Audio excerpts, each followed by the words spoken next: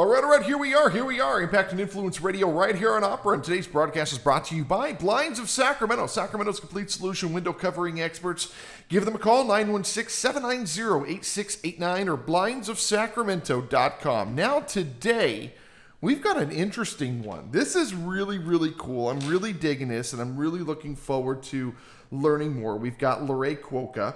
She is the director of events for the Sacramento Suns Australian Football Club. Holy smokes, you were a rock star, dude. Thank you. I'm digging this. I'm totally digging this. I had no idea what to expect either.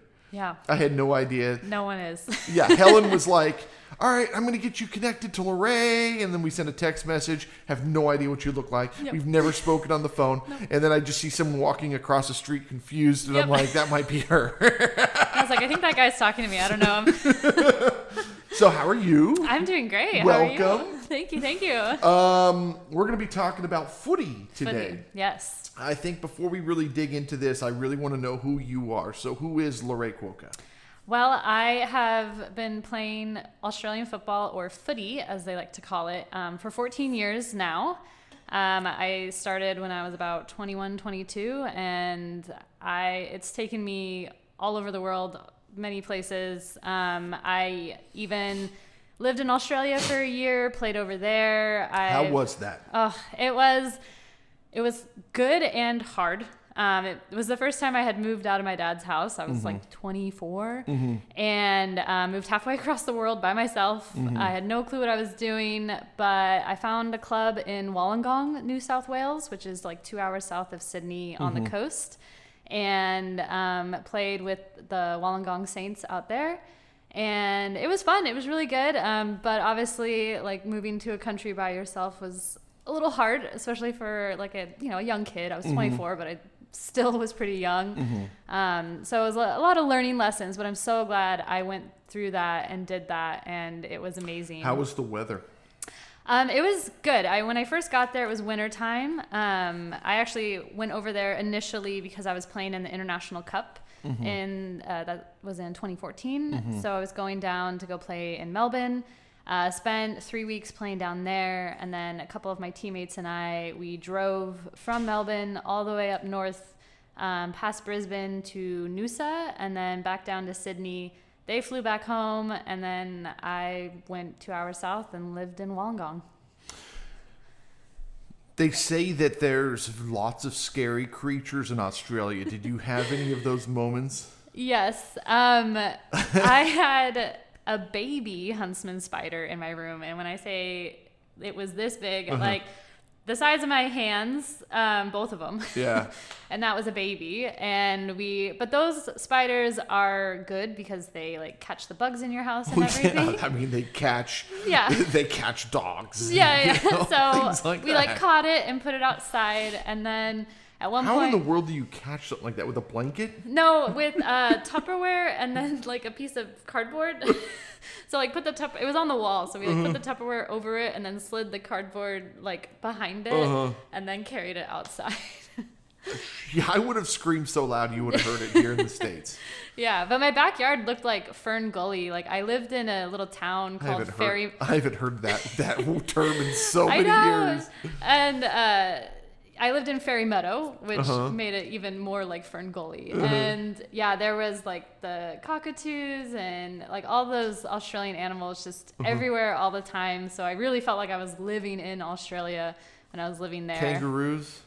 Not so much where I was living. I was right on the coast, which was also awesome that the footy field was like right next to the beach, which was so beautiful. And how were the beaches there? Oh, gorgeous. In California beaches? Better. We're known for the beaches, and then they're like, no. Nah, they're like, better. They're like, well, the water's warmer too. They're like, we got better beaches, mate. Yeah, they do. At least where I was, they do. Oh my God, that's so cool. Okay, so you're back here. What do you do now? So now I'm still playing at the ripe old age of 37. But have you found that you've slowed down? Actually, no. I think I just got smarter with my conditioning and strength training outside of the sport. That's so funny you say that. So I'm a guitar player. And I don't know if you're familiar with like Joe Satriani kind of music. No. Very, very technical, very intense guitar playing.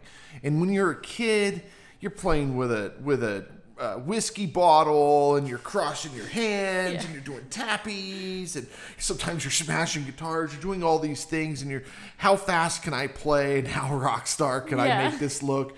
And then there was a point in my 30s where I'd ride my Harley up to the door, and I would get off my Harley and walk on stage, and all my crap was there already, my half stack and my Marshall and everything. So rock star, right? Now in my mid 40s, I just play like jazzy stuff. I find that I'm a better guitar player now playing like a third as many notes. Yeah. I'm just so much more careful with what I'm playing. And so essentially that's what you're saying. Yeah. Is you're picking and choosing better. Yes. Well, and definitely like when I played in the International Cup in 2014, there was one game against Fiji where I got best on ground, which is essentially MVP of the game. And I was all over the place, and I was super fast and could run for miles, I feel like. And, I'm nowadays I'm like, I feel like I can't run as much, but I play smarter. So I like, now I still am in a leader role. And I sit back a little more, and I like watch the ball. And now that I've been playing for so long, I'm able to know like, okay, what's going to happen next? And I can like make that decision instead of just like following the ball like little kids soccer essentially, like where you're just all the kids are running around. It's like, no, like just wait and see what happens. That's where Ronaldo has gotten so good, is that he can predict what's happening. There's a video clip of Stephen Curry, and there's one where he's bouncing the ball, and the ball doesn't rebound back into his hand like it did on other parts of the court. And he goes, something wrong with the court here. And then he's shooting free throws, and he keeps missing. He goes, the basket's off. And then they do the measurement. It's like, what I found actually is I've had my guitar strap. And so I was playing, for guitar people, I was playing a Paul Reed Smith McCarty, and I was enjoying, it sounded good, it felt good, but I kept hitting the switch on the horn. And I said, I've got to do something else. So I went to the NF3, the Paul Reed Smith NF3, and it was immediately like, okay, this feels like a Strat. This is what I'm familiar with. This is comfortable. I'm really enjoying this. It's got the humbuckers. It's great. And then I said, I want the guitar a little lower. I lowered my strap 3/4 of an inch, and I found myself not able to hit the notes that I was trying to hit because your muscles know where. And so you're stretching your hand. Even if it's that much, you're stretching. As soon as I put my guitar strap back up, I was back to playing fluid again. And so, it's just really neat. When you've done it for so long, you can predict where it's going. You can predict it, and so you can, save your energy. Yes. And you're not just running blindly. And, I mean, obviously that comes with experience and just learning the game and everything. And then it helps, and as a leader on the field and on the team, I try to help, the newer players. No, just hold back. Wait. Okay, now go. Yeah. So, definitely it's funny because I'm older now, but I've also invested more time in my strength training outside of playing to build up that muscle. And then recovery is so important that when you're in your 20s, you're like, oh yeah, I'm good. Whatever. I get it. I get it. Yeah. And you could do show after show after show after show. There was one point I was doing 26 shows a month. Some of those I was doing 2 in a day. So I would play in Folsom in the morning, and then I'd be in Lake Tahoe in the evening. Oh my God. And so you drive out, you unload, you set it all up, sound check, do the show, tear it all down, load it back in, get back in the car, drive up to Tahoe, unload it. Yeah, it was great. And I was able to do it, and then drive home that night. Yeah. And now I'm just I just hit the open mic. I play 3 songs. I'm good. You're like, all right, guys, thanks for having me out. I don't even introduce myself. I just... Yep. Oh my God, so funny. Why are you so passionate about this? Were you one of those kids that was just always running around everywhere? I'm definitely one of those people that always has to be doing something, but it's funny enough, I grew up doing ballet and dance, and I was on the competition team and everything, but I also grew up watching rugby because of my brother. And then when I got into college and I had a part-time job, my dad was like, okay, you can like pay for your dance classes. And I'm like, all right, like how much is it? And he's like, oh, I spend over like $250 on just your classes. That doesn't include a month, mind you. Yeah. All your competition fees and costumes. And I was like, I'm going to find a new hobby. Yeah. So then I started playing rugby, thinking that like I loved watching my brother play and going to games, but like I wasn't feeling it. Yeah. And so I did 1 year at Sac State playing rugby. And then I found footy through one of the guys, like met him at a bar. And for people who have passions, they just know when you like find your thing, you're just like, this is it. And it's a weird thing. Yeah. I don't know how to explain the feeling, but it just felt right. I was 14 years old, just a stupid kid skateboarding in Monterey. And I come across these two guys that were in their 20s, which in today's world, that would be horrific. Yeah. Now that I think about it. But back then, that's just what we did. It was just cool. And so you got these two guys smoking weed in their garage, and they're skateboarding out front, and they go back into the garage, and they grab electric guitars, and they just start playing. And I was just a stupid 14-year-old kid, and I was like, man, that's cool, man. Yeah. And then they introduced me to the Joe Satriani, Steve Vai music, and I went, that's really neat. And I just never put it down. I mean, I'll be 44 this year, 30 years. 30 years. And I'm still doing it after all these years. Yeah. It's just a weird thing. Great. You just never know. You just find your thing and it just clicks. And I also really, really love the community with my team. Like we have, so I'll explain the levels of the Sacramento Sac footy, if you will. Okay. So we have a couple different levels. And so that's where What Is Footy comes in. Yes.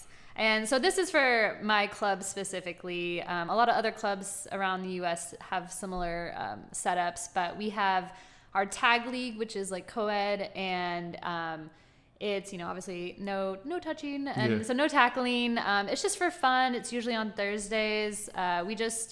Right now we've only been doing a spring league, so that just ended a couple weeks ago.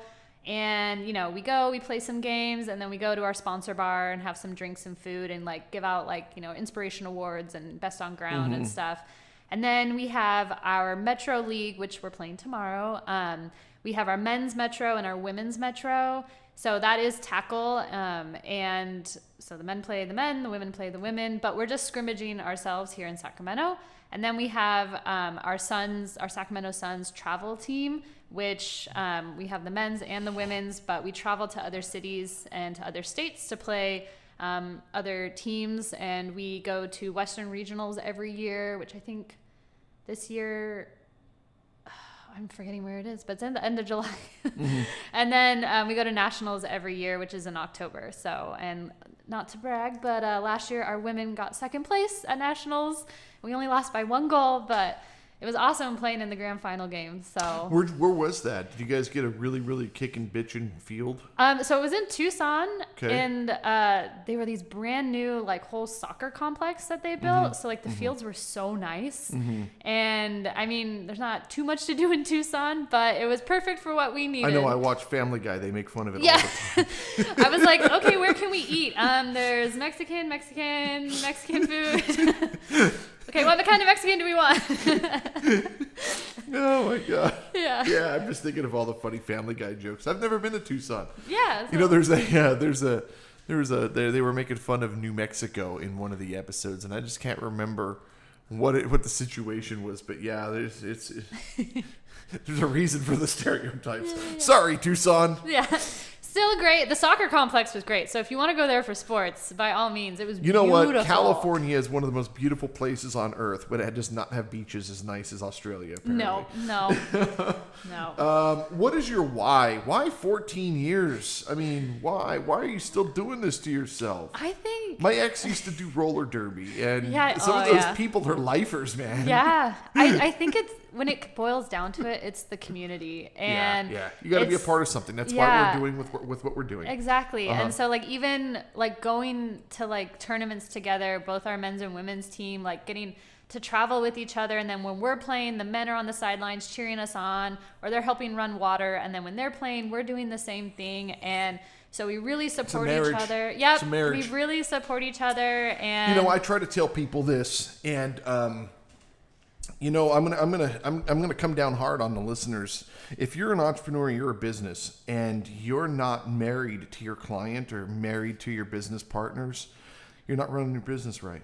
It's all about communication. It's give and take. Sometimes it's going to be good. Sometimes it's going to be bad. Sometimes they're going to piss you off, and you're going to want to punch them in the face. And don't. But the point is that you need each other. We all need each other to make this thing, to keep the ship afloat, right? Yeah. And it's a marriage. I don't care what. Yeah. If you don't look at it that way, you're not going to stay in business. It just doesn't Exactly. work. Yeah. Exactly. What are you looking for? What are you looking for? Why are you here? Why are you here? Here, because Helen sent me. Because Helen sent you. No, we're always looking for new members. We're also we've started, and we are running probably in one of the best in the nation's youth program. So we're Rising Suns. The Rising Suns. We have a free clinic tomorrow morning at McKinley Park for the kids. I believe they start at 9 a.m. And then the men's game will follow right after that, and then the women's game after that.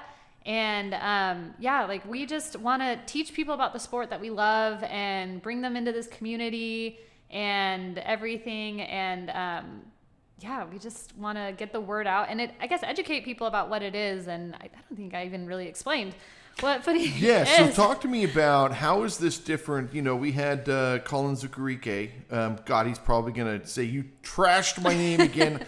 Doing my best, buddy. Actually, hold on a minute. I'll go to his recording. Yeah, I'm going to go to his recording, and let's see if I have it right here. Hold on. Okay. Collins, hold on. Because I know he's going to listen to this, and he's going to go, are you serious, man?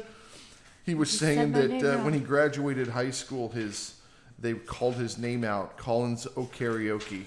And so I absolutely never want to put him through that again. So hold on. I'm getting there. See, there's Zuza. Deborah Morrow, Cameron Gutton-Bell. You would like her. You and her are a lot alike. You would like her. Collins O'Karaoke. Got it! Yeah! Got it! Yeah. So how is it different? What's that? I said it's the little wins. So yeah, right. So how is what you're doing different than rugby? It's completely different. Different. Okay, so how does this work? The Australians started it as a way to keep in shape for the off season of cricket, which it's completely different from cricket, other than it's played on a cricket field. Okay. So the cricket, if you've never seen one, it's a giant oval, and it's about 180 yards across.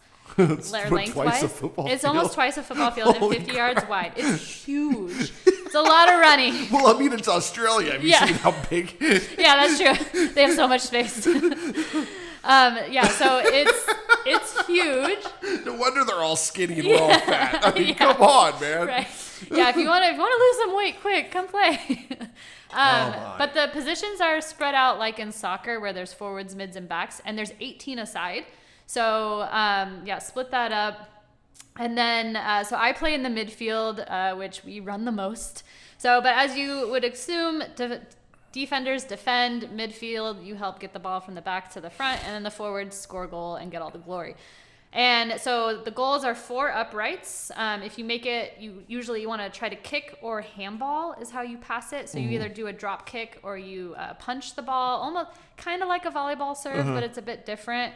And the ball is a little smaller than a rugby ball, but bigger than an American football, but it has laces as well. And then so if you kick the ball in between the 2 middle goals, it's 6 points, and that's a goal. And then the 2 side ones is 1 point, and that's a behind. So actually, I'm looking up a footy ball right now. Okay, here. I was like, I actually have a tattoo on my wrist. Oh, I have. I see it. Yeah. Of the goalposts. Oh. I got that when I was in Australia.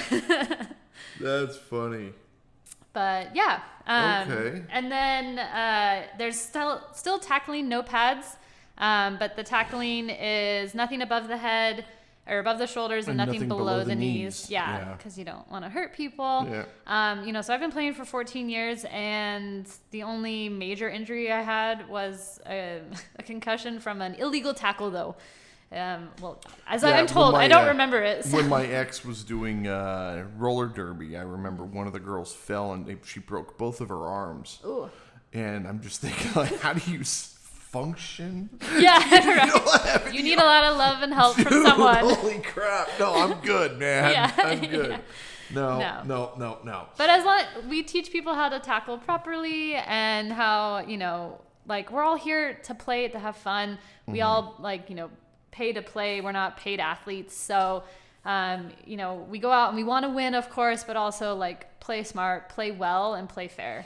Play fair, and again, you're gonna end up hearing about it from everybody else. If it is a tight community, they're gonna kick your ass in the parking lot. Yep. Yeah. Okay, so learn more, sacfooty.com, SACFOOTY.com. Sacramento Suns Australian Football Club. Obviously, we're not going to give the dates to the events here because this recording is going to be out there forever.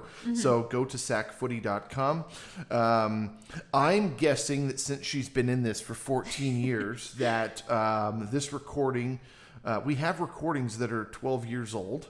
11, 12 years old. So hopefully in 14 years, you're still in this. I mean, Helen, who got in touch with you, I think she's like 55 and she's still playing. Yeah, I know. Yeah, it's so cool. She likes to sit in the forward line and just score goals, but she's still out there. She's doing it. That's super cool. Though. Yeah. I'm not one to I'm not a mover. I never did sports, I'm not a mover, I'm a thinker. And so this is my sport. This is what I do. Well, for people who are movers, I got something. You can move a lot. You're not going to stop moving. No, I just, it's funny is, I rode Harleys for a long time and I found that was a lot more exercise than I had imagined. You just have to I don't know, I've never first of all, motorcycle. first of all, when you're on the freeway, you have all the wind resistance. So if you're not holding on tight, you're going to blow yourself off the bike. The other thing is your throttle is with your right hand. Oh, and so the wind is blowing, and so it's blowing and it's pushing your hand back. And then here's what the thing that's really crazy about a motorcycle. So people say, well, you lean into a turn. You don't lean into a turn. You push into a turn. But you push into a turn in the direction that you want to go. So, as an example, if you're on a motorcycle, okay, so your bars are yay wide, right? But I'm going to do it small because we have a mic in front of me. So, if you're on a motorcycle and you have your clutch, right? And you have your handbrake and your throttle, okay? And so, you want to turn. If you're on a bicycle and you want to turn that way, you turn the handlebar and the bike turns that way. But when you're on a motorcycle and you want to turn that way, you push, which turns the handlebar this way and the bike turns. Oh, interesting. Yeah. Because of how the tires and the tread and the speed and the weight and all of the different dimensions of a motorcycle. So you want to go this way, you push, which then is actually turning the wheel this way, but the bike is going that way. Oh my God. Science. Isn't that wild? And that's what gets people in the most trouble. It's just like, okay, if there's an obstruction in the road and you're like, oh, like that, but you're turning yourself into it. Yeah. Oh man. Oh, that's bad. I know. Brutal. So no, motorcycles was always, and I know people are saying, you're such a wuss. You're like, probably. That's fine. I'm not going to get hit by a semi-truck sitting behind a microphone in a room. I'm good. Leave it at that. Hey, to each their own. I love my motorcycle community, but you guys can enjoy your riding. I'm good. Yep.